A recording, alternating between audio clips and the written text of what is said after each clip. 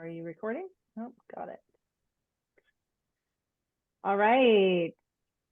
Hello, everybody. Thank you for attending the panel. First of all, welcome to the panelists. Thank you all for spending the last 3 weeks of your time to review all of these wonderful applications that we've got for the Sacramento Film Grant. So we have 22 applications today that we'll be reviewing, and each of the 6 panelists will take turns introducing the application by number, hopefully rather than name, and starting the discussion. Just a few notes for any guests who may be in attendance. We are happy to have you and encourage you to stay for as long as you can. It often helps to listen to several application reviews to understand how panelists are looking at applications and to hear their comments. We are asking all attendees to remain on mute. There is no public comment portion of these review meetings, and panelists are basing their reviews solely by what they see in the application. If for some reason your application is being reviewed and you hear a misstatement about something that was written in the application, such as a number that is misstated but clearly correct in the application, you may then put a note in the chat and we will bring it to the attention of the panel. Also, you'll notice that we are going through these applications pretty quickly today. But please remember that the panelists have spent the last 3 weeks reviewing each application extremely thoroughly.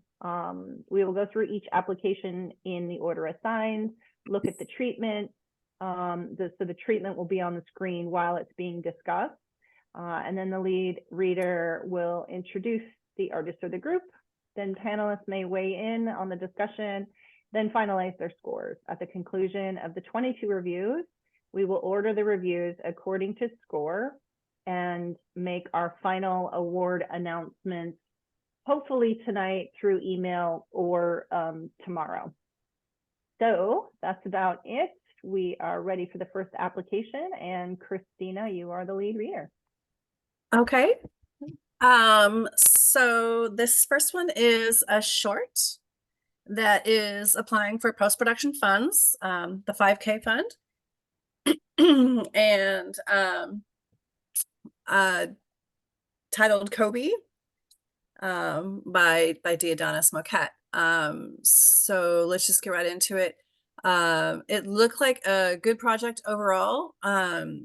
The only notes I kind of had on this one was the budget was a little confusing. I think I would have liked to see the way raised funds that were already raised were going to be applied to the project and what the grant funds were going to be applied to.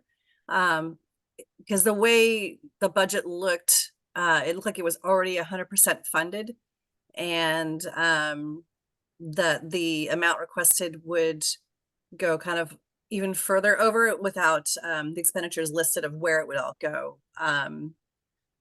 That was my only constructive criticism. Other than that, it looked like a really strong story and a strong resume attached.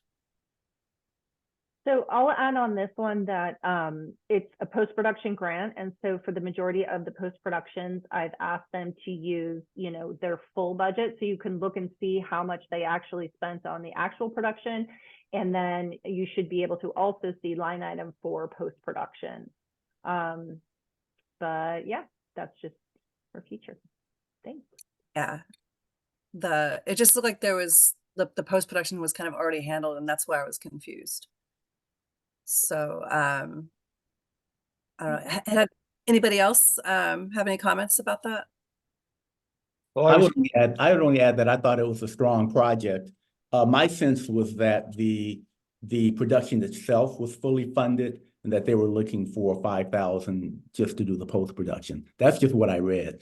I don't have a lot of doubt about the project being made, given the resumes of the folks involved, and I think it will turn out to be a strong project. Yeah. I also concur with Tommy. Yeah.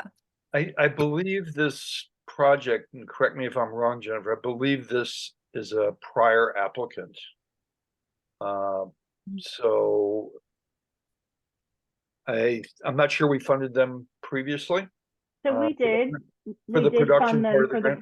For the production round, and according to our guidelines, they can apply for and receive 2 grants in 1 calendar year. So Okay. they've received 1, they're applying for the second one. Okay, I had no problem with that. I had known I had seen this proposal before.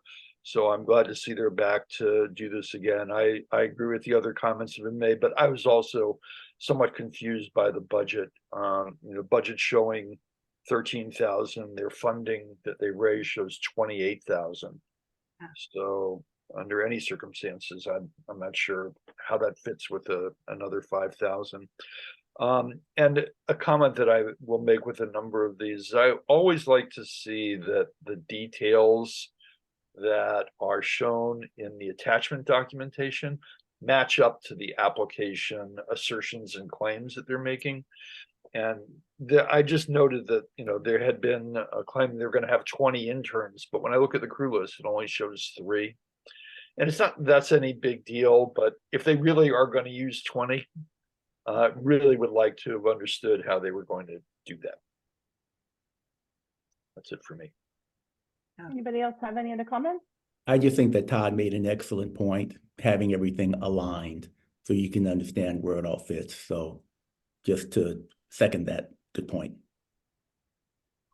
I'm not sure if the filmmaker is on this call getting the feedback, but I just wanted to say that reading the narrative and the idea of like tracking the youth story to excellence, I was really excited about, because when I think about when the NBA players make it, they always go back to that early footage of how they were always excellent, and it was like all on the cards. And so I am excited to see where this goes, and reading it, I instantly got inspired to say, ooh, the next Kobe, and Sacramento found them. It was really exciting to read. So I'm wishing the filmmaker the best of luck. And the fact that you're already in post-production means that you must also feel that too. So just sending lots of encouragement, and I can't wait to see it debut.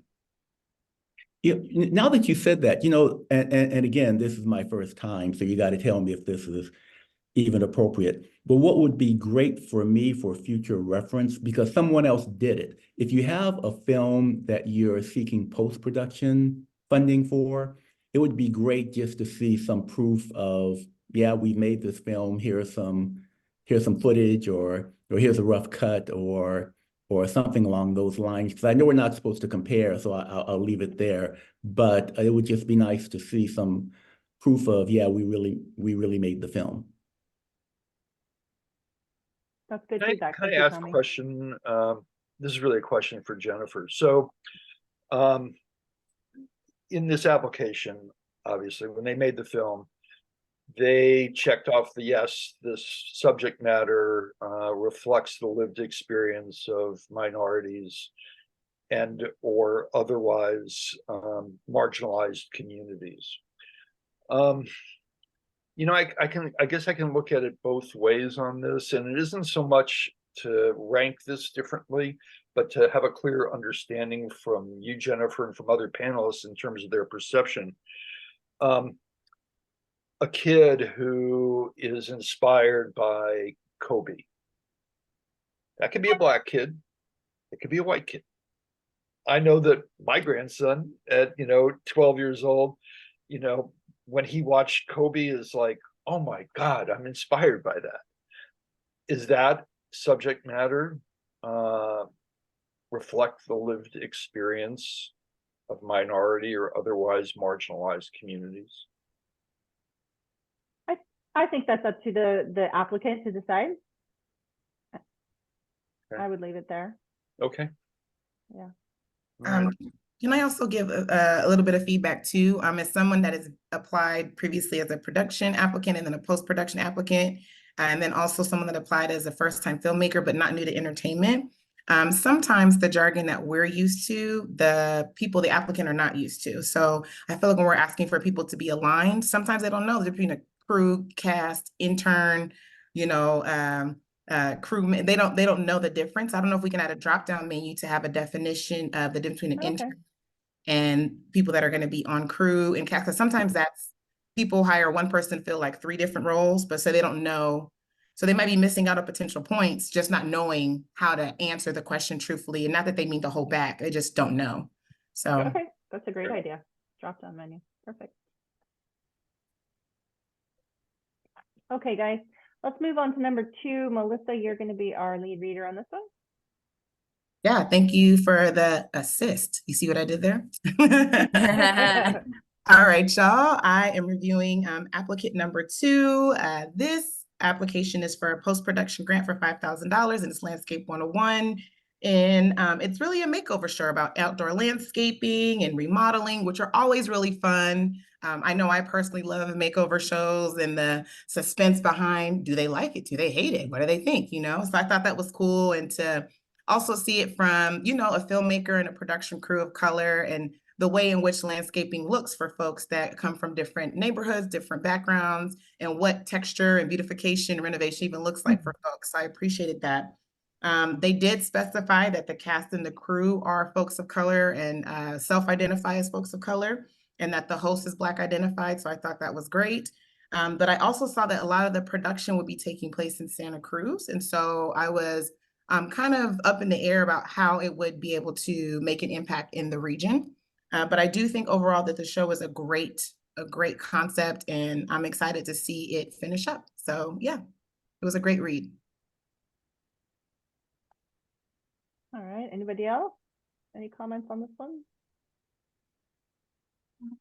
All right.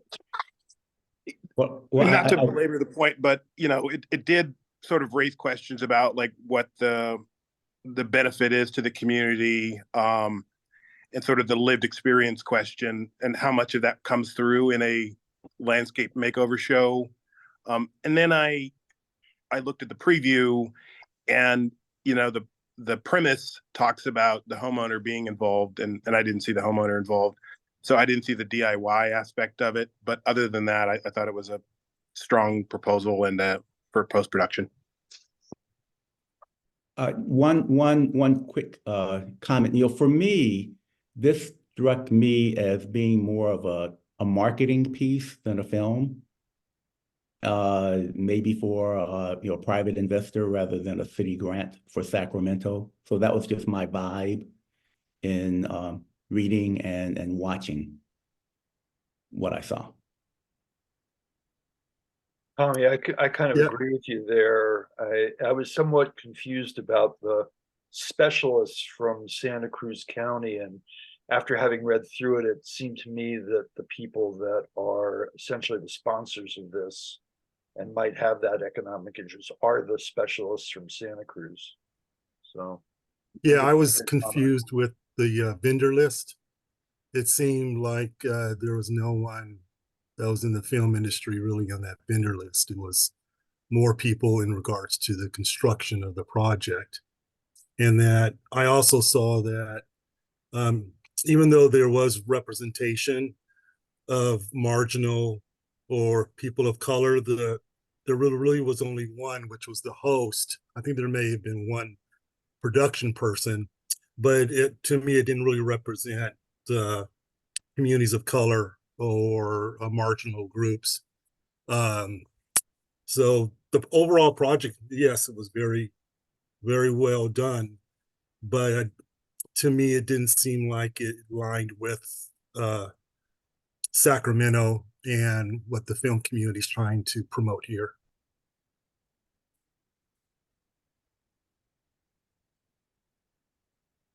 All right, so if you have any changes that you want to make, I'm sorry, I forgot to say that after the first one. If you had any changes on the first application, you could change them and then we'll move forward. If you don't want to edit your scores after the discussion, we're good to move to number 3. And Todd, you are introducing this one. Okay, thanks, Jennifer.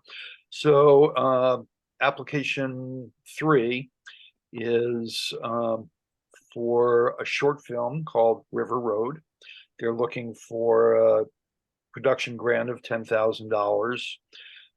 The film is a suspense film that's set in the Delta, and it's about 2 friends who find money in an abandoned car while they're on a fishing trip. They take the money. It turns out it's cartel money. There are chase scenes. Eventually, neighbors in the community save these guys, and the bad guy gets killed. The good guys cover up the deed. They split the money, but they give some of the money to the community. you know, it sounds like a fun movie to watch, suspenseful movie to watch. Couple comments. I'm not sure, despite the fact that the applicant suggests that this represents lived experiences of minority / marginalized communities. Not sure I see that. Drawing that line a little more clearly would have been helpful. And then, of course, on the alignment issues, as I'm going to use Tommy's phrase, it would have been nice to see some more attention to details surrounding number of local hires, crew list, some more explicit information about where the cast and crew come from and how they represent minority and marginalized communities. And those are my comments. Thank you. Does anybody else have any comments? I was also concerned a little bit on the budget with this one, with nothing allotted to like insurance when they're going to have a junker in our river and need to be closing down county roads for a car chase. And that could just be because they had that in some sort of annual policy or something. I'm not sure. But I think all applicants should know that, you know, the more detail we see in the budget, even if it's already been covered, it helps in the overall looking at the project. I have I guess a question and then maybe a recommendation. For future applicants, if we can put together like a budget template, so that way everybody's budget will look the same, just for people that are new to this industry or maybe even fearful, because budget, everybody has anxiety around, everybody loves everything else for that one question. That one upload causes mad anxiety. So I don't know if there's a way to have a budget template we could just fill in so we can get all the information that we need and it's consistent. That way people will know. Yeah, we've talked about that in the past, and it is Mhm. something that I've looked at. But to be honest, some people have their own, you know, subscription to their budgeting system, right? Movie Magic or whatever it is. So I would hate to like force people to take what they already have and put it into our template. So I don't know how to get around that one. Jennifer, how about the idea of if we don't provide a template, we at least provide the elements that are the minimal elements that a budget should show. So you allow them to at least cover these things, Mhm. and then that allows them the freedom and flexibility to do Or how I- to do this. Or I could provide a template and just say, if you don't already have a system of your own, you can use this template. I mean, would that be helpful? I don't think so. I think No? because of the fact that some of these projects are very large, they have not broken out the amount of what is maybe a lot smaller in regards to grants. So we don't really get a good representation of how they plan to use the money other than just adding it to a large budget. And so I think there needs to be something like what Tom said. It doesn't have to be a full budget, but it has to be more than we're adding you to you know, $300,000 or $400,000 budget. And without, even though the details may be very small, we need to see them because it's our money that we're given to them. And so I think it's important that they treat it as important as well too. And I've seen that has been a challenge on some of these grants. Yeah, I also hesitate to, you know, require them to put a line item in there for something like, you know, travel or PAs or whatever. A lot of these small films and these small budget films, everyone's doing everything. Yeah, So they- while it may not look like, you know, they have a cinematographer, it could be the producer that's the cinematographer, you know, so it does get tricky to try and make it all aligned and all one way when there is such a variety of projects. And I just don't want to eliminate people, you know, that are working on a shoestring.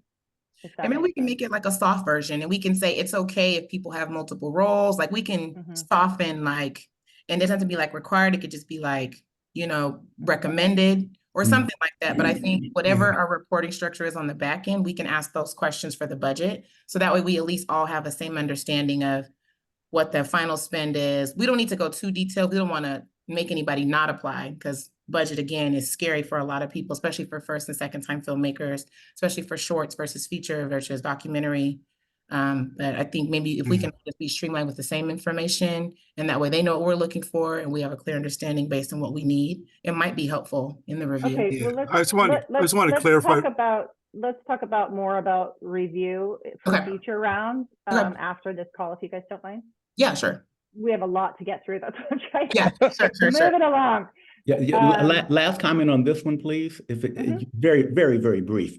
I think this is also indicative of some of the budgeting issues because, you know, my impression when I read this was that if properly funded, this could be an enjoyable film. But when I didn't see anything about, I think someone mentioned, other like car stunts, road closures, police. Are there the amount of resources that are necessary to accomplish this? And maybe there's something that they have that says we can do it. Mhm. I just didn't see it. So I think that's a function of how you interpret the budget that's necessary to make what you're presenting as a project to be produced. That's it. Okay, all right, Ed, you're up with number 4. Great. So number 4 is applying for a post-production grant. This is a film from a Sacramento-born and raised filmmaker. This is their second production. It does feature a storyline that revolves around a Latinx queer person or non-binary. So it certainly, I guess, fits in some of our criteria. I think I had some questions about the experience of the filmmakers, but overall, I rated it fairly high. What else was I supposed to cover? No, that's it. Anybody else have any other comments for this one? This is in line with what I was trying to mention before and not, comparing, but the fact that they presented a rough cut of the film that gave you a sense of what it is they were trying to accomplish, what it is they were trying to say in the storyline. I thought this was great. And I just thought that the filmmaker, if they're on this call, that was a great move on their part. I want to do post-production. Here's a rough cut of my film so you can see not just the words that I'm saying, but here are the images that I want you to see. I think this is a really creative idea. And in addition to just, the storyline itself, it's an incredible allegory about a lot of larger issues. And I just really like the way it was handled. It struck me as super creative. And as far as alignment goes, this is one of the better proposals that I saw in terms of just having attention to detail, which seems to me to be sort of a bottom line requirement for being able to produce a film. So I rated this very high. Mm-hmm. I also rated this one high. I really liked the fact that there was a rough cut and just kind of showing the progress, just demonstrating everything pretty straightforwardly. So it was a really strong proposal. All right, perfect. Moving on to number 5 and Tommy. Okay, so we've got a documentary titled Changing Faces, the New Wave of Entrepreneurs in Sacramento. It basically seems they're proposing a production grant to film a program that is already underway. That in essence amounts to an incubator program for business development in specific communities. It chronicles the start of building the new inclusive tech ecosystem in Sacramento. They're basically saying we need money to film a project that is already underway. So they're not asking for money to fund the project itself. I think it'll be a good representation for Sacramento. One of the things that I was just concerned about, first of all, it's a great idea. I like the idea. I want to be very, very clear on that. Low on economic impact. I was just minor concern. There was a lot of funding from public agencies, and just on a personal level, I have this theory of when you have a lot of money from public agencies, maybe you could include a few more interns, work with local organizations to do that. All right. Well, they may very well have interns that are in the program. The funding that they've got, I want to say it's almost $250,000. Right. The program itself, and they may very well have interns in that program. So they're only seeking money for filming, and I don't think they're going, other than City of Sacramento, obviously. I don't know if they're going to other public agencies to do that. My question largely was about the budget. It just seems like when you say we got 50 hours of work, it's going to be $50 an hour, 200 hours of work. That's not enough of a budget for me. I'd like to see, I would encourage them, if they're going to come back and do this again, to have some budget that's a little more detailed than that. I have no idea why 200 hours is the right amount of time or the wrong amount of time. It seems to me a lot of work for 200 hours.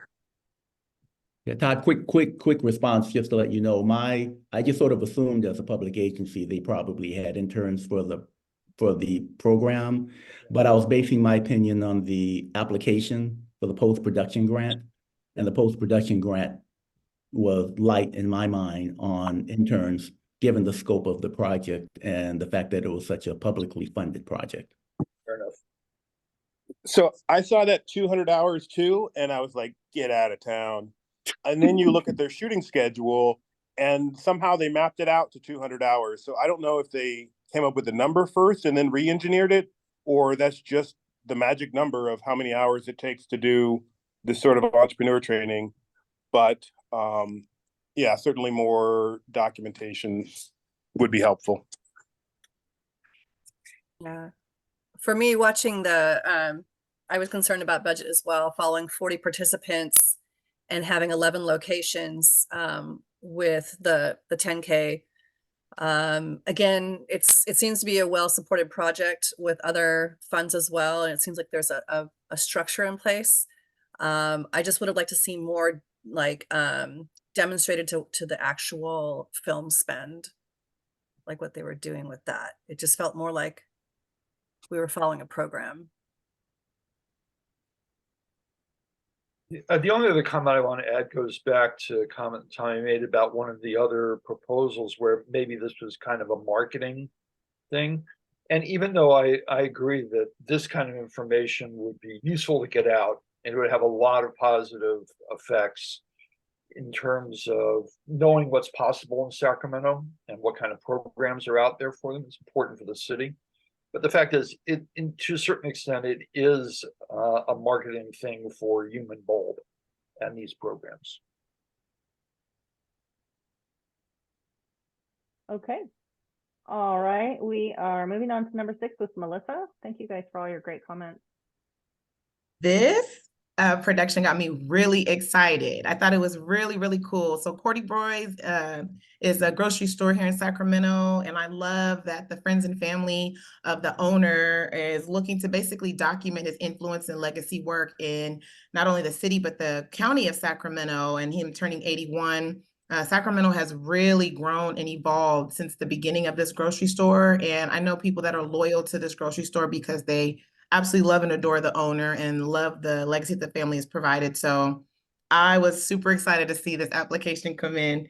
From what I understand, a lot of the production doesn't really showcase the lived experience of folks of color and marginalized people. And I think that's the only reason why this film scored the way that it did. But other than that, it was a really strong application.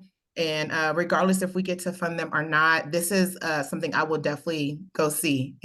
I'm excited to just see it, especially as someone that's a Sacramento transplant.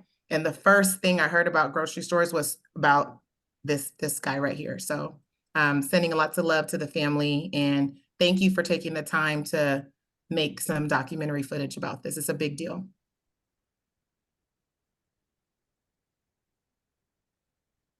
Yeah, I also right. thought this was a strong proposal. I really thought it was a great type proposal. Yeah, I think I agree with that. I thought the proposal and everything about it was very, very professionally done. I think in addition to, given the structure of the criteria we have and the points that are awarded, it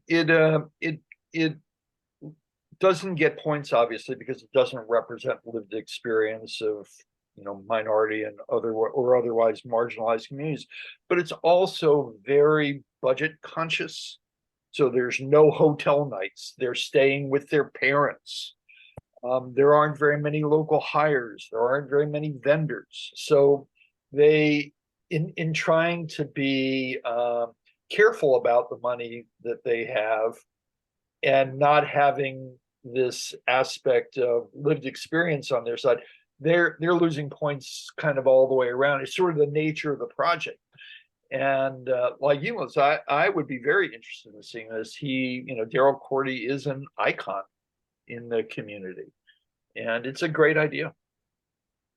Yes, you're right about them being budget conscious. I saw that. They're like, we live here, we're from here, we're rooted in here, so we don't need all this extra stuff, and we're already in motion. So yeah, I do think where the filmmaker probably could have enhanced their application is talk about the impact that they have had on communities of color, marginalized communities, because there's a lot of impact there too. There's economic support. So I think it's just in maybe the verbiage. But yes, excited for this project, and please share the flyer when it's all done. Right. I think they're on this one, did they line item with how they're going to spend our money or spend the grant money? Mhm. Yeah, they were pretty detailed and very specific too. So yeah, it's broken down pretty strong. All right, let's move on to number 7 and Mark. Uh, Uh-oh. Are you there, Mark? Yep, one moment. Okay. Can you hear me? Yeah. I'll bring my beautiful face out. There I go. This project is called Introducing Keys to the Capital City. It's a game show of positivity and a testament of strength. This is a sort of episodic and game show mixture, and it was going to have multiple episodes that take you around the city. That's what they call it, the Keys to the Capital. And during that, they will be doing different showcase activities with different businesses, with different challenges of businesses while they're looking at different landmarks. I thought the project was very ambitious, but it does look like it may be more ambitious than what the budget or the capacity of the crew can do. So this may be something that if this was maybe targeted to one of their topics, it could be a very strong proposal, but because they were adding so many different elements to it, it seemed that the scope was bigger than what the budget and staff could produce. I felt that the application overall was well conceptualized and pretty innovative. I was concerned a little bit about with the $15,000 budget if they could execute 4 episodes, and it might have been better pitched as a pilot. But I do think it's a very interesting application and was well, like I said, well conceptualized. Could I add a little comment here? I agree with everything that's been said, but what struck me about this application was the experience that they presented. They did a couple of short videos, and I thought, wow, if only there were an application that was to expand on or to fund the short videos that they did. Yeah, I thought the application itself was beyond the scope of the budget, but I think that they demonstrated some good stories in their experience reel. So if I were to say anything, I would say take a look at the experience that you have and come back with something that's more in line with what you've done and see how you can improve on that with another application, because I really liked the stories and the proof of what you've done.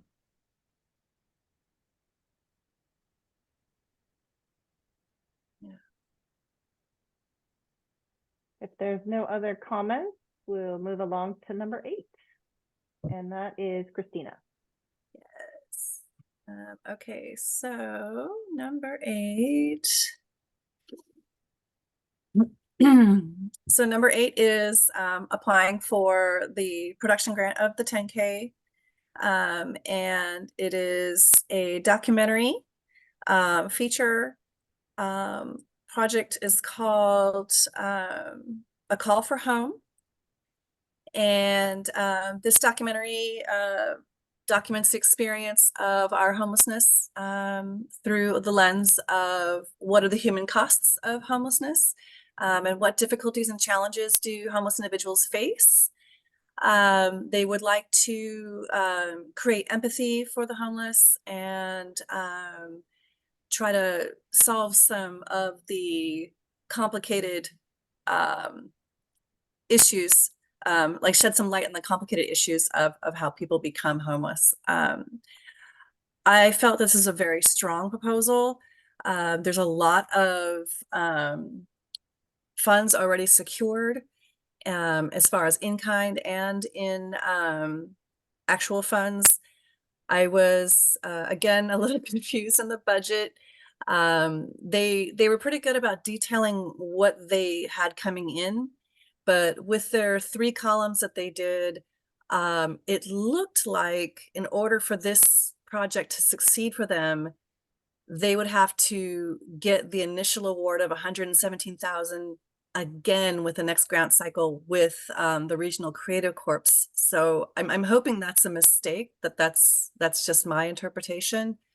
But it looks like they're well on their way to making this happen. The support materials were quite good. Demonstration of previous projects was quite good. Overall, a fairly strong proposal in my opinion.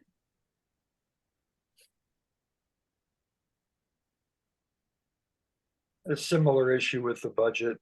You know, they had one column that was spent, one that was California, and one that was not labeled. And I think you know, they were actually explicit that they need another $80,000 to $100,000 over and above the 117 they've received, and then the 50K that they've got in kind. Yeah. You know, it's always hard to compare across not only proposals, but across other things we've seen in the past dealing with this. This is a very popular topic for proposals that we've seen. And this is a massive topic. Yeah. And I would think they might benefit from figuring out a way to prioritize some of the things they're going to do. If empathy is what they want, that's one thing. If they want to talk about sort of the economics of how this happens and how housing situations get worsened, that's another thing. If they want to talk about solutions, that's, you know, it's almost like it could be 3 different films. And great, I would say I would welcome this coming back with a greater focus on what they're trying to do. Yeah, I think they were just trying to be really comprehensive to make like a really high quality feature here for mass distribution. And it did give me pause that it looked like, you know, they needed another 100K plus another 70K on top of, you know, this grant and what they've already raised to make that happen. So the demo reel, I think, really demonstrated their prowess at filmmaking. However, they may want to bring on a more like a more skilled person in administrative skills to kind of back that up. Because I mean, visually it's great, but admin paperwork wise, I felt it needed some more help. Okay, Melissa, let's move on to number 9. Yeah, this one is a production grant, Mi Puerto Bonita. And what I appreciated about this is that I saw it as like the queer Sex in the City. That's what it read as which I'm a super big fan of Sex in the City and all the movies that came after that. So I was excited about this, and I love that it's coming from a Latinx lens, which I thought was great. I feel like that's a storyline in a missing area that this would really bring light to. They also mentioned that the crew is also BIPOC identified. So I love that they were making sure that they were doing a collaboration of making sure, you know, folks of color and folks from different backgrounds are a part of the total write-up and total experience. I thought this was really well put together. They shared the characters. They had a really strong overview. Their budget was really strong too. I love that they were talking about people in their 20s, especially in the Sacramento area with the, you know, the elevation of the nightlife. So I was really excited about this, and I'm excited to see this, you know, come to fruition. I feel like it scored really high because they answered the questions really well and thoroughly, and I loved it.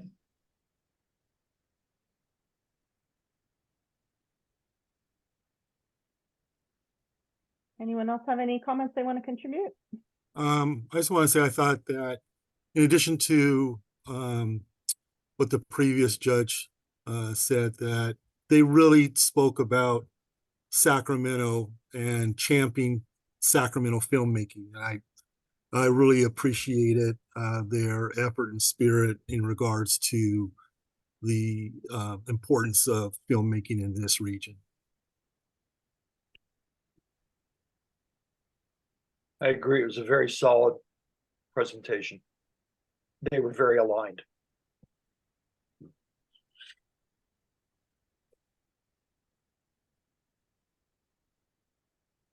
Okay, all right. Thank you, everybody. We're moving on to number 10 with Todd.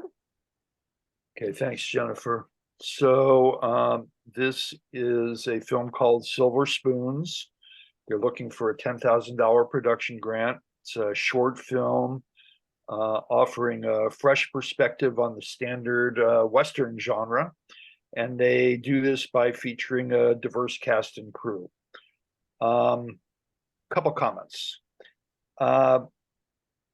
Despite this effort to sort of refresh the genre, even the applicant acknowledges that the film's subject matter doesn't reflect the lived experiences of minorities and otherwise marginalized communities. Second, I would have liked to have seen a little bit more alignment, attention to detail to ensure that all the attached documents were consistent with the description in the application. That was true on local hires and hotel nights. And it would have been good from my perspective to see more evidence in support of application claims about things like percentage of the cast and crew representing marginalized communities, experience of others in this crew besides the cinematographer, and their planned use of interns.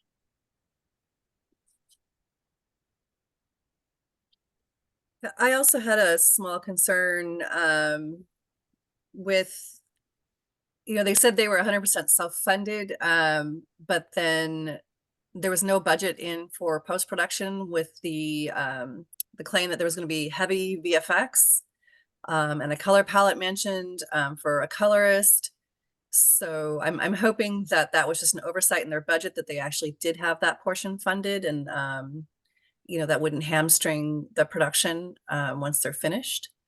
And the demonstration of the cast and crew list, I would have liked to see a little bit better, but overall, very visually stunning as an application. Yep.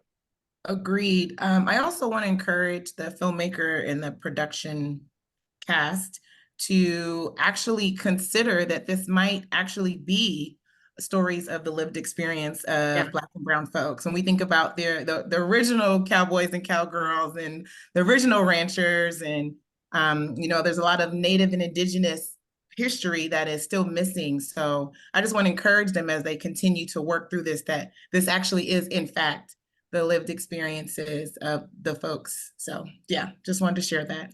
But yes, visuals are 10 out of 10. Yeah. And thanks for saying that, Melissa, because I probably should have said it that way.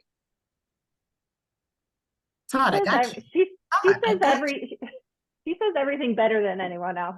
It's like I want to take her words and say, can Yeah. I say it back? Well, I think that's fair, and it gets beyond just the fact of the matter. Yeah, yeah. But Todd, don't worry, we're locked in. I got you. Don't worry. Thanks, appreciate it. All right, let's move on. Oh, go ahead. Go ahead. Do you have another comment on this one? No, I was going to say that at least in this one, the fact that it's a African American lead is reflected in the narrative. I think we have one project where you see an image of an African American lead, but it's nowhere reflected in the story as described to us. So we'll talk about that when we get to it. Okay, Ed, you want to take us to number 11? Number 11, that's a stall technique.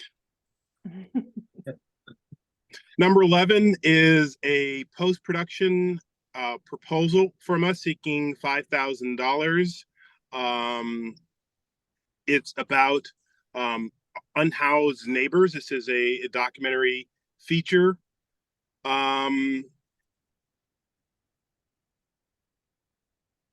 The project is well engaged. I think this is the one where I thought there was a lot of things being thrown at the wall, but lacking some focus. I think it's a subject matter that needs our attention, but I didn't know that this was a exceptionally strong one. I'd love to hear other people's thoughts. I felt that the recommendation letters really helped my confidence in getting this production through to post.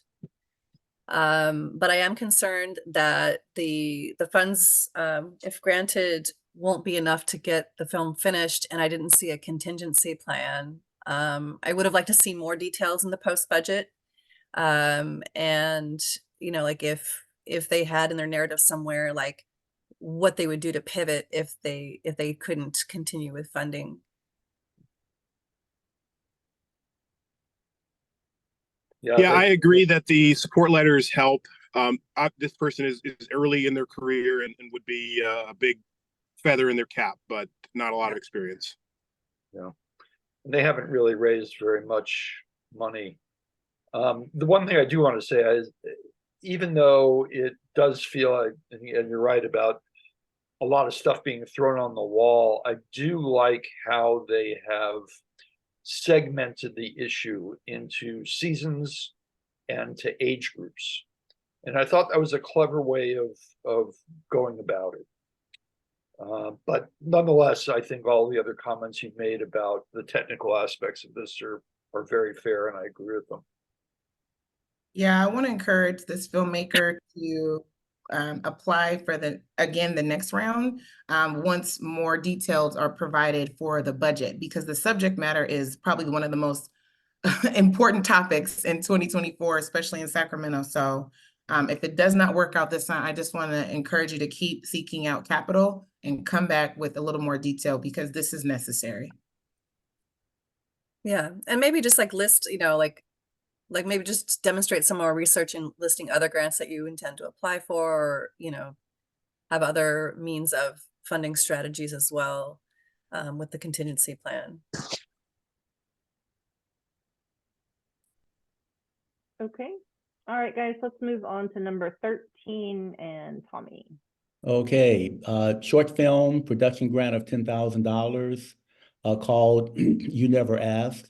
And I got to tell you, my initial reaction when I cut through all the information, the sociology, the culture and the fact that this was sort of a prelude to a feature film, and I got to the essence of the story as it was presented, I found this to be a very touching story. And if executed correctly, I thought this could just be a little tearjerker. It was really, really, really a cool story. My challenge was that it was surrounded by all the aspirational stuff. You know, I want to make the feature film. Here are all the things that I want to do, and not bringing the short film itself into focus and starting with the short film as opposed to the desire to make a feature film. And I would just say that, let's see, I had some other thoughts here. You know, and that was it. That was my main concern, that you know, it's a transition, focus on the short film first, and I think that's a winning idea. Yeah, I agree, with the caveat of, you know, some independent feature filmmakers use a short film as their pitch product to create a feature in LA. So to have a strong, tight short film that can go to festival and market, to demonstrate the filmmaker's prowess is actually a really great marketing strategy and, self-development tool. I felt it was a strong application. My only note, that I noticed was there was only 5 internships, listed in the crew list, with 10 internships listed in the application. So, just to try to demonstrate, you know, if you're going to claim internships in the application, that you don't forget to put them in the crew list, even if the positions haven't been assigned yet, but just kind of demonstrate that you're going to go to, like, maybe this school to find your 10 internships and make sure that the slots are allotted for in your cast and crew list. But overall, I felt it was a really nice application too. Yeah, I've got to come back and just say this. I've actually done a short film as a proposal for a feature film, and it was designed as a short film to stand on its own. Yeah. And I was told when I did go to festivals that they actually appreciated that more than anything else, that the short film stood, you know, Yeah. on its own. And just again, so just call it a personal experience. I would have liked to have seen him lead with the short film and then get into the aspirations to do a feature film, rather than starting off with the aspirations to do the feature film and then saying how he wants to get there with the short film. Yeah. I wanted to say that I really like the storyline, and that it was very interesting to hear this multi-generational story, but with Sacramento as the backdrop. I think, especially with the strong API community here, can give it a lot of momentum to push this to be successful in other festivals. So, like I said, I really like the storyline. Look forward to seeing the this initial project. I really like the storyline too. It clearly checks the boxes for lived experience. But what's really nice about it is that it not only does that, it's also a universal story. Mm-hmm. It doesn't matter what your culture is. This is a story and experience that everybody has. All right. And how do we balance that? And I guess when we get into the scoring, how do we balance all that? Because it seems like we all felt really good about the story, with the lack of impact on the front side with economics and all the other things. I mean, it's a great idea, but it just doesn't score well on the economic side. Maybe that's a discussion we will have after we finish going. Well, just for anybody who is actually listening, it's reflective in the rubric. So the economic impact is only 20% of your overall score, and it's only ever rated that way. And then it, you know, community impact is 40 and the feasibility is 40. So, you know, and economic impact, we used to rate it higher at 40%, but the reality is that we were finding more and more of these, you know, it didn't matter because they were local filmmakers, and that's who this grant is, you know, supposed to serve. So, so I think by lowering the economic impact requirement to only 20%, that was enough to, like, hopefully catch more of those local filmmakers who don't have hotels, who don't have, you know, or maybe they're getting their support services in kind and that sort of thing. So that's specifically why we did that.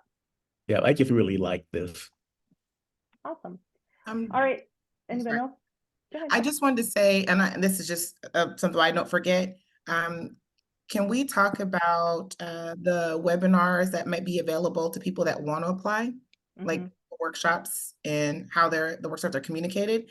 Because I feel like we've all kind of alluded to, man, if they would have just said this, clicked this, wrote this, added this, like they would. But I'm like, maybe they didn't know, because everybody thinks about applications and has different feelings about that. So not to off us, but I'm no, wondering. I'll just say really quickly, that is in the works. I think we needed to give ourselves enough rounds to sort of get this feedback. Gotcha. And people who have been involved to be able to come together and actually teach it and say, this is what we're looking for. These are the good things to include. So yeah, we're definitely right around the corner from having those. Yeah. Okay. Cool, I mean, it likely won't come before this next round, but definitely before it opens up in the fall. Okay. Cool. Yeah. Thanks. Okay, let's switch to Melissa, number 14. All right, brain bugs, right? Yeah, so this breakdown was awesome. The focus was on toxic masculinity from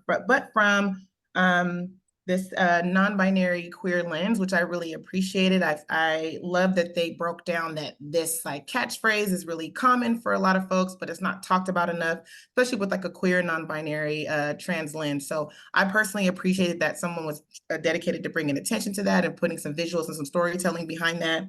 The only thing that was had me questioning is that there was a lot of Southern California feedback about this. And so I was like, well, if we're thinking about bringing this to the Sacramento area or boosting Sacramento economy or contributing to the Sacramento narrative of breaking down toxic masculinity, I had a hard time understanding how that was going to connect. But I think the story overall is great. I think the concept is great, and I love the intention behind it.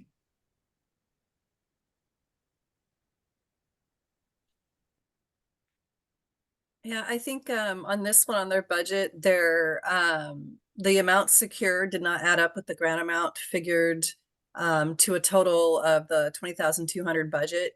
So I think if they just like would double check their math and make sure that everything adds up, that would help. And then the letters of recommendation obviously were good, and those helped. So yeah, that would be.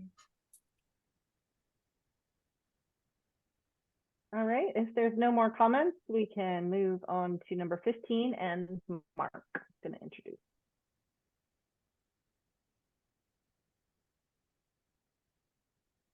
Yeah, this is a story called Hangtown. And this proposal has been here I think 2 times before. This is its 3rd round. I think it got funded the last 2 times. This is a story about the name Hangtown in the Placerville area and the city where the name came from. And they used that as an initial backdrop to how it transpired into being a negative connotation because of George Floyd and other issues that had the reckoning of the social upheaval a couple of years back. And they wanted to use this as a way of demonstrating how the name and how people reflect on the meaning of the name, how it can impact people of color negatively where other people did not see it as a negative name. So this was part of a series that's been going on for a long time. They try to add a lot. I mean, they didn't try. They added a lot of historical references to this. I think the story is very good, but it seems that it's been in production for a long time, and that I was a little confused on the budget and how this project is in multiple rounds. So maybe that can be explained to me by Jennifer. but overall, this is a great project. But like I said, it's been in production for a while now. I actually reviewed this the first time I was on the review panel a couple of years back. So it was very familiar when I started seeing that. This seemed familiar to me, but I saw that it has been in multiple rounds. So that's Yeah. Hangtown. So to answer your question, yes, this applicant successfully was awarded 2 grants in a year and then completed those with their final report. And so technically they're starting a new year, and they could get 2 additional grants in this year. And just to add that it is a documentary, and so documentaries are ongoing and constant and can take many years, as you know. So those, just to kind of clear that up for you. Hope that's helpful. I think this project is going to be really big, like really big. It's going to have a lot of impact, and it's long overdue. So I'm really excited for this one, like really excited. Me too. I think my notes were that it's an extraordinary project, Yeah. and I think it's well on its way to its success. I love seeing a filmmaker so well supported by all the grants that they've applied to and achieved to support this project. And I would love to see this in a national theatrical distribution. This would be amazing. Agreed. Without having known anything about the history and having the grant stand on its own, I actually liked it and scored it high. Yeah. Yeah, I scored it. But your comment about the history, I think, is interesting. But I scored it high.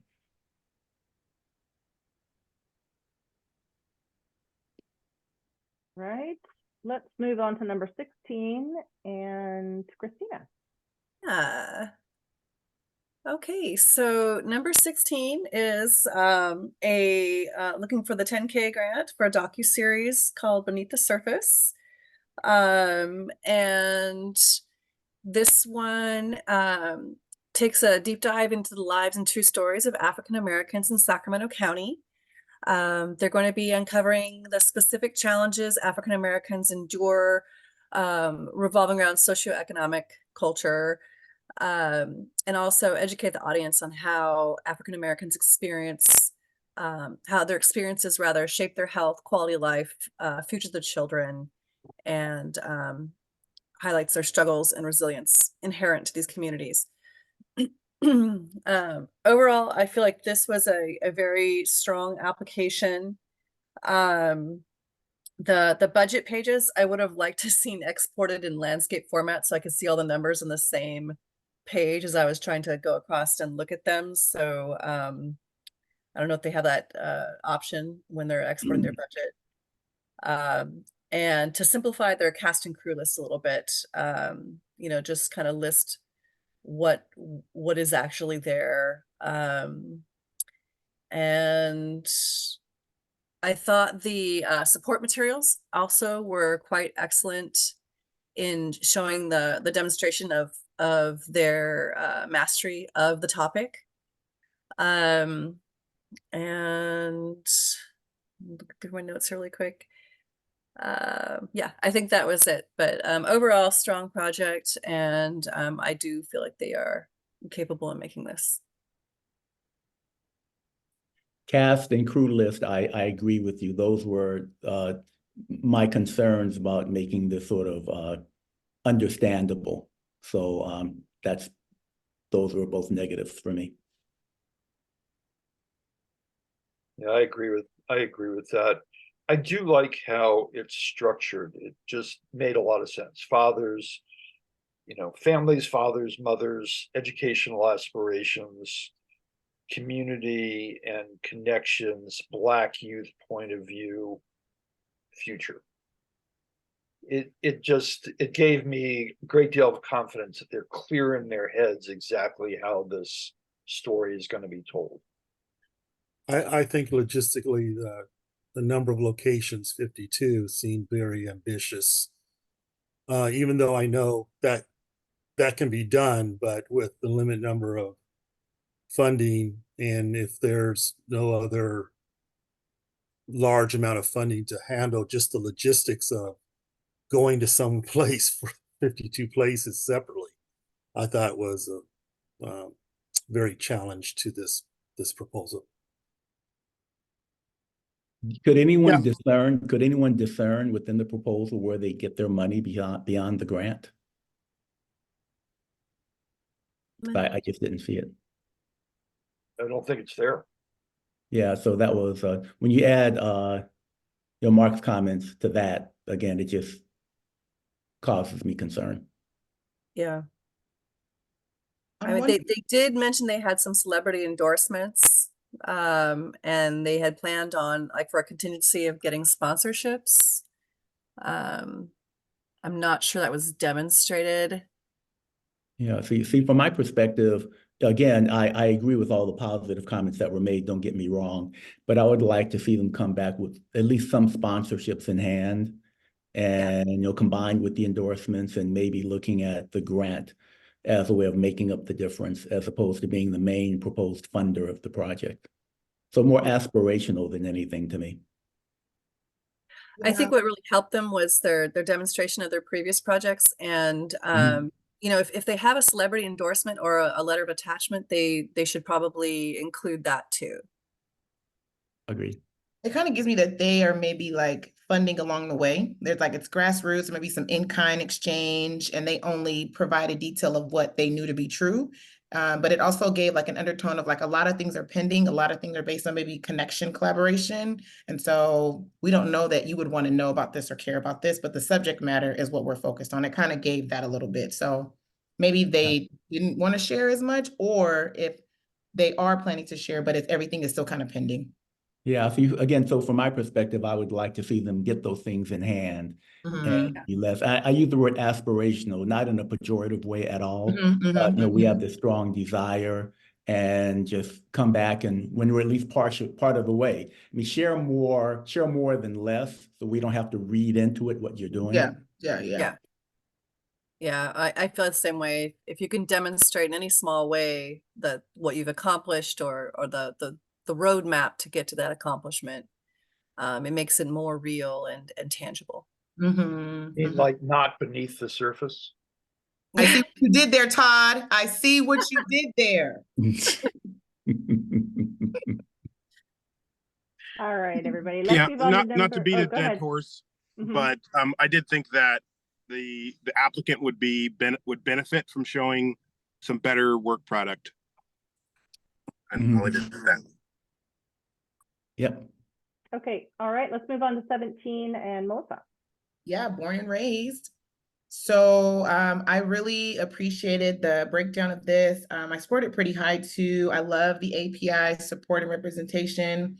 And I love that it was also highlighting the influence of API immigrants and also API children and grandchildren of immigrants that have contributed vastly to the Sacramento area and city culture. And I, as someone that has immigrant parents and understands this like desire to continue your culture with you, but also take advantage of the opportunity of being in a place where resources or opportunities are provided, you kind of navigate this balance of like enoughness. Am I, honoring the culture of my parents enough? Am I also taking advantage of opportunities enough? Is it wrong or right to move beyond what my parents' hopes and dreams are? So I kind of understood what they were saying, and that really that mental health journey of you are enough, and there's so much to accomplish, and you're in gratitude. There's also so much discovery too.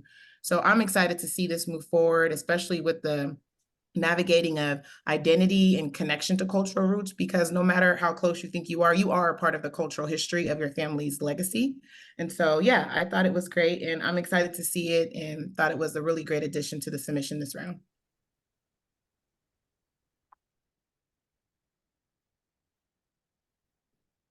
All right.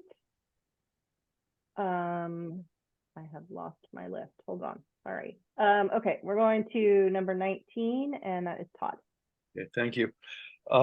This is a proposal to public broadcasting music television. It's a series of TV episodes that is called the Mental Health Comedy Hour. It's intended to be a mix of stand-up, sketch comedy, and interviews. they've been doing this production on stage and now they want to turn it into a film. And the purpose of it is to destigmatize mental illness through open dialogue and comedy. Seems very workable. And their focus is on, featuring diverse voices, notably, they say neurodivergent LGBTQ voices. I think this is a very clever idea. I don't know. Some things adapt well from books to films. Some things adapt well from, stage to screen. I don't have any clue as to whether this would work. They've been doing it a while. I'm gonna have to trust their judgment. I think it's a really good idea if it can translate well.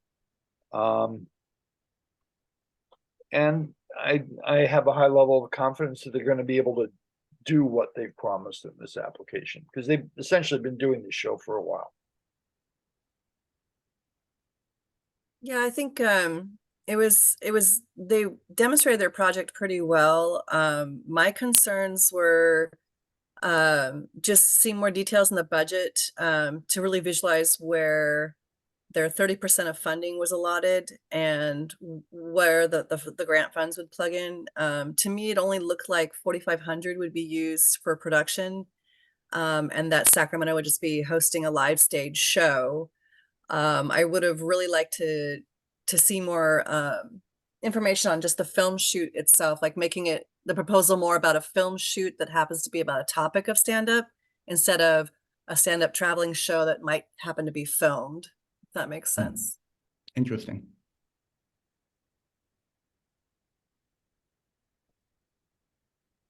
Right. Moving on to number 20 with Ed.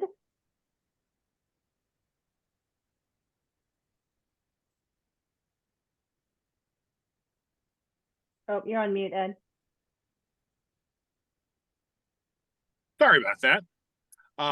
Number 20 is a post-production grant, comes to us from some Sacramento filmmaking group. This is a documentary that interviews some people that were involved in the surf rock genre many years ago, and then they recollect this group of people that played surf rock as kids and talk to them about the music and the genre and their lives, and use it as kind of a metaphor for telling a bigger story. They've interviewed megastars such as the Beach Boys, Jan of Jan and Dean, and some other people I don't know.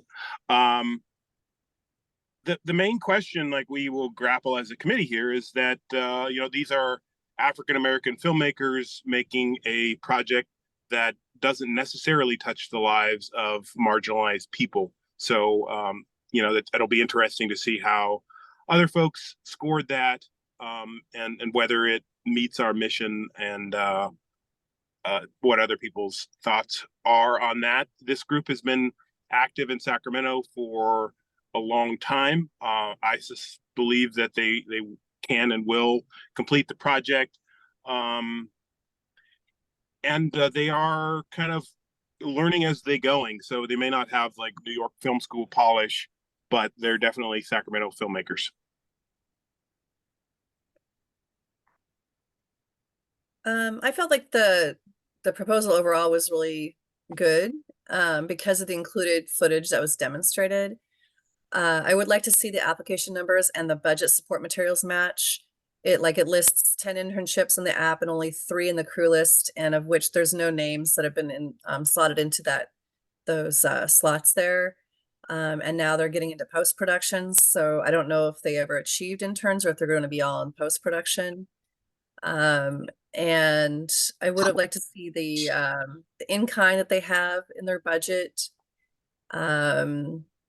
And let's see here, I wrote in the shooting schedule, I would like to see either the schedule they shot or the post-production schedule demonstrating an estimated finish of the project. As for it not being reflective of a lived experience of people of color, LGBT. I think everybody knows surf music, and if you're Californian especially. And I think that, representation in the cast and crew is I guess pretty well demonstrated here, and should have no bearing on. I was kind of confused by Ed's comment about the ability to produce a surf movie. If it's not, I don't know. Can you expand on that maybe, Ed? It's not a question of them able to produce it. I think they're going to produce it. They will produce it. Whether a documentary about surf rock, people, musicians, is really about the culture, or is it people of culture going to do a story that hasn't have anything to do with the culture? And I think everything is okay. It's just whether or not it meets our criteria, what we're looking for, and how we score that as depicting the lives of marginalized community. Right. So I have two things. One is on that issue. The applicant himself says that the subject matter of this film does not reflect the lived experience of minorities and or otherwise marginalized communities. So at the base, we sort of have to go with that. Yeah. Unlike the Western we were talking about, where Melissa made the point that, if they're going to come back and make a subsequent proposal, they should draw that line. I'm not sure there's a line to be drawn here. The second comment has to do with the budget. They say, I'm confused about their need for funds. They say they need 10,000 for post-production, but the budget attachment shows a post-production budget of 26,500. So I was just confused by that. Yeah. Okay, all right, we're getting close, guys. 21 and Tommy. Okay, so short film production grant of $10,000. I just thought this was such an interesting idea that a Union soldier discovers his Confederate roommate is the one who killed his father. And again, just the storyline I really liked. I liked the setup and so forth and so on. But then I got into the particulars of the proposal itself. Again, I love it when applicants send sort of proof of experience. So I love the cinematographer reel. However, on the budget stuff, it looks like lots of in-kind contributions, but budget doesn't assign a value, and so you can't tell how much in matching funds or what's really there.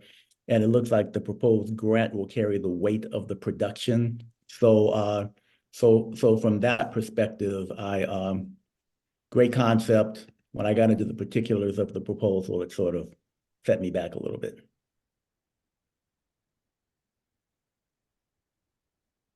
There are contradictions between the budget in terms of what's pre-production production versus post-production. They show it one way, and then they do a budget that's attached to their shooting schedule that comes up with different numbers. So I don't know how to translate between those things. Well, we get back into that word alignment.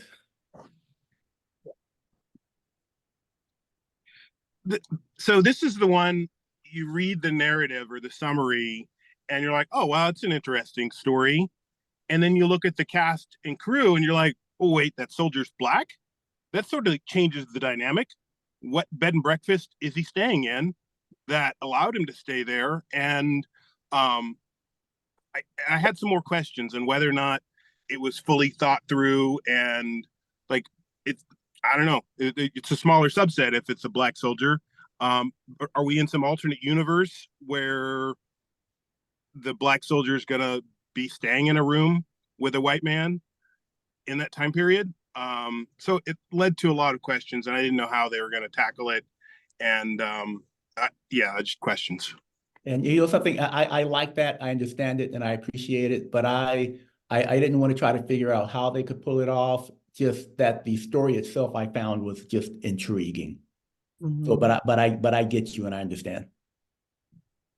I think one way they could improve this application is to just have the budget in one document and the shot list in another document instead of trying to do two things at once in those documents. And the the number of local hires in the application should match the cast and crew list numbers. And the internships were not listed in the crew list. So those should be listed.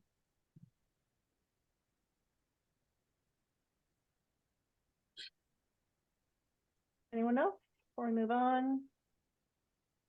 All right, let's move on to number 22, and that is Melissa. All right, y'all. This is Max Distance, I believe, if I have that correctly. Yes, so this is a production grant application, and I was excited to read this because it really touches on the idea of like real versus virtual, and especially in the world of really everything virtual is life, in the world of AI and remote work. I thought this was like a really exciting project to put together. And then also talks about just what it means to work in corporate America in the world of AI, post-COVID, in building relationships and connections, but also trying to understand what's real and what's fake to you and what you aspire to have. So I'm excited about this project. I did see that there was a lot of Southern California influence in this, and so I think that's why the scoring happened the way it did for me. But other than that, I think the concept is great, and I'm excited to see where this goes.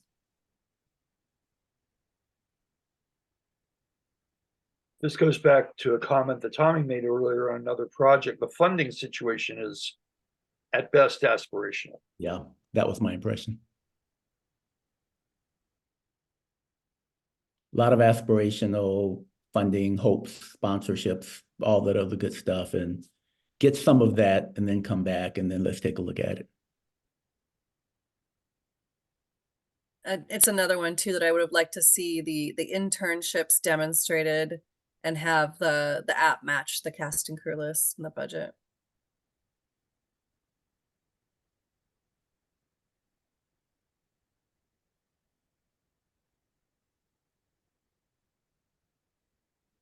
All right, moving on to number 24 with Mark.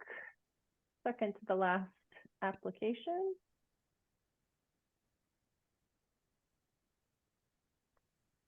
Yeah, this project is called 916. It's a half an hour serialized drama that follows the life of Daniel, a videographer in Sacramento, trying to make a name for himself alongside his friend Christian, who shares a similar ambition in the music industry. I really like this story. Again, it really reflects promoting Sacramento as part of the character of the movie. I like that it was about something that we can all relate to, having dreams and the challenges of trying to achieve those dreams, and taking you through all the stories and challenges that both of them go through. I really enjoyed the story, and I hope I hope it's successful.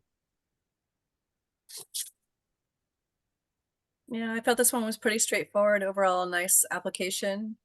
The only spot that I could see that might use a little improvement was demonstrating which local vendors you're hoping to work with. Or at least some areas where you could use vendors.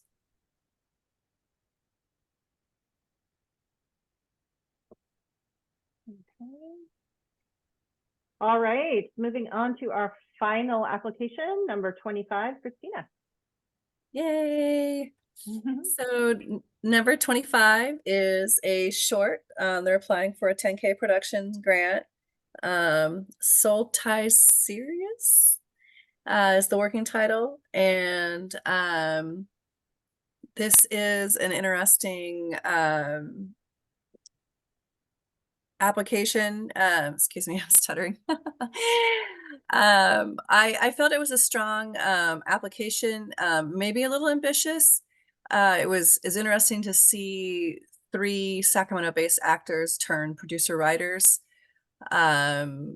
and just kind of their strategy and how they're going to execute. They are teaming up with a pretty well-known brand in the Sacramento area, Futures Explored, which I thought was, smart of them to do. So they would have that kind of support in making their project. They were pretty good at demonstrating, their background and, not, I didn't feel like they were embellishing or trying to be grandiose about their application at all. They were just being like really honest and down to earth. Overall, I felt it was a strong application.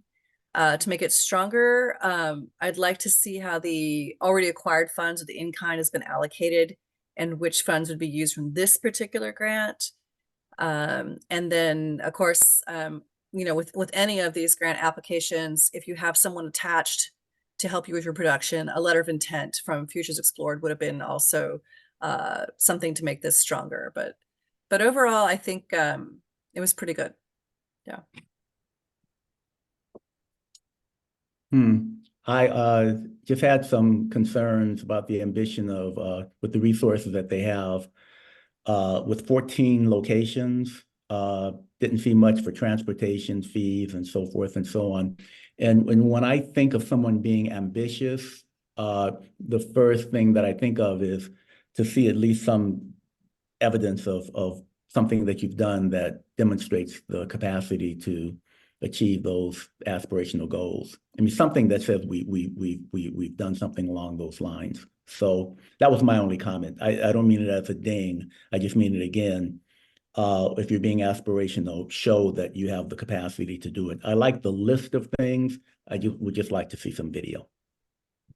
Yeah, I think in this particular case, they might have been leaning on the co-production with Futures Explored to kind of help weight their application.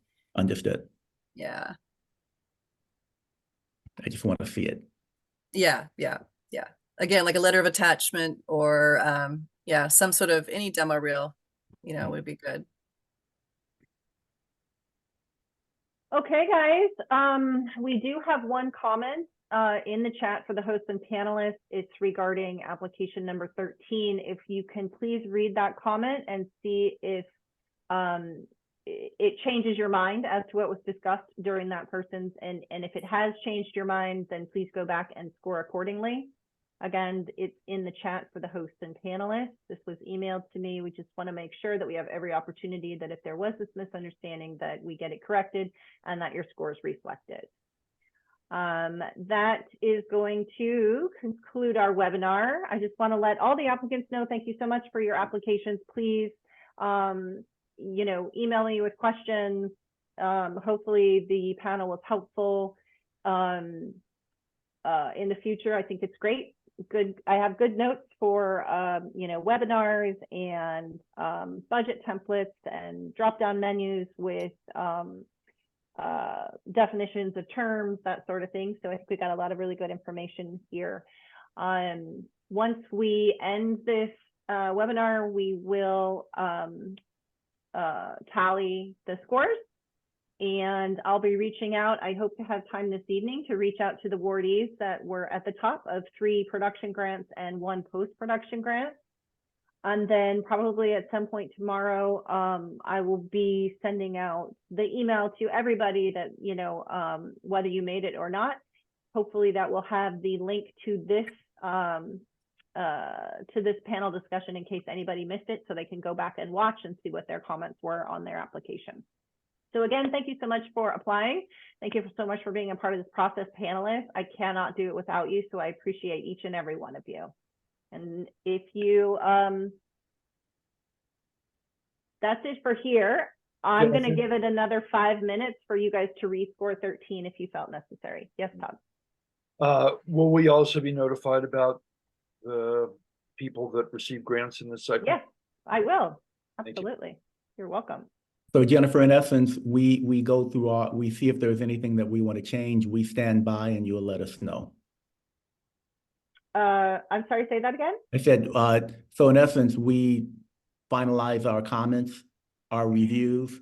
So Go ahead. They should all be finalized now, except for number 13, because they felt there was a discrepancy in what was discussed in their application. So Got it. if you are going to change that application, I'm going to give you 5 minutes from now. So at 3:40, all scores will be final. Got it. Okay. Thank you. All right. Thank you guys. I'll be in touch.